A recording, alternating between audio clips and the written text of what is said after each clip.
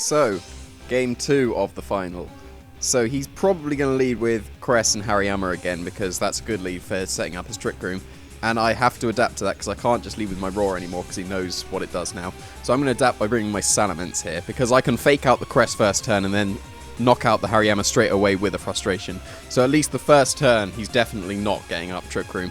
And I do actually have a backup plan if he switches out his Hariyama, which he does end up doing into the Ampharos, which is a good play to take the Frustration.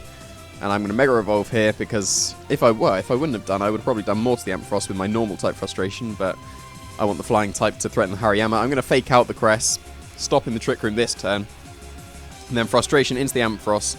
It's not going to do too much because of the Electric type, but he hadn't Mega Evolved yet, so it almost half. Now here, this is where I make a nice play. I have to stop the Trick Room, and surely there is no way that I can stop this Trick Room, right? At least he doesn't think so, because I'm hoping he doesn't know about the secret move on my Salamence. So he's going to protect his Ampharos, because then he can get up the Trick Room and then start spamming Dragon Pulses. But I'm going to double onto this Cresselia with an Overheat, which does not much damage at all, but it does just enough so that I can use Giga Impact with my Salamence onto this Cresselia.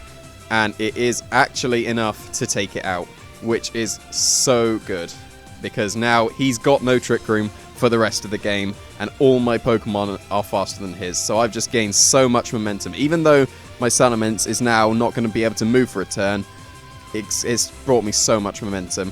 Now here, he tries to go for the double protect, probably expecting my Encore, but I managed to Encore him into protect, so the Ampharos is now doing nothing, and I'm actually able to take this play rough with the Salamence, which is really nice, because now I can attack again with the Salamence. And he's obviously going to withdraw his Ampharos, because it's doing nothing apart from protecting. He's going to switch in his Hariyama. He's actually going to Aqua Jet my Infernape. And he could have knocked out my Salamence, but he probably predicted my Protect.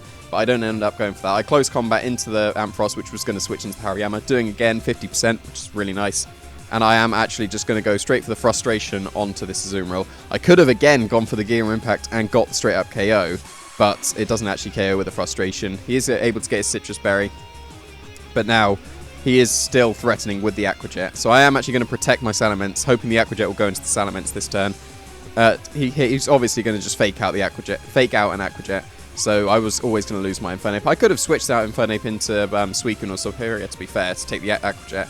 But, you know, I didn't do that for some reason. Now I'm going to bring in the Suicune, so I really should have switched into the Suicune that turn. And again, I should have switched out my Salamence into Superior from the obvious Aqua Jet. But again, I didn't do that, which is questionable on my part. Maybe I was going on tilt after the first loss of the tournament, so here I'm going to lose my Salamence, but I am able to scold this Hariyama and pretty much confirm that it is Assault Vest, because that did absolutely nothing. And this time he is able to do a knockoff onto my Citrus Berry, which will actually get rid of it, and still doesn't do much damage at all.